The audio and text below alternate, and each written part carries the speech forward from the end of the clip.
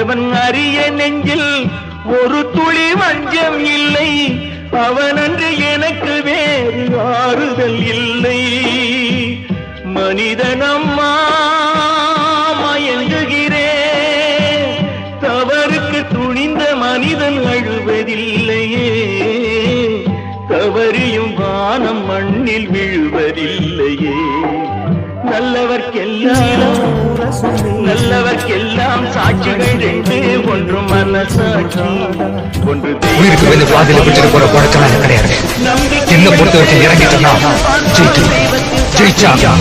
அதுதான் உள்ளத்தின் காட்சியம்மா, அதுதான் உண்மைக்கு சாட்சியம்மா.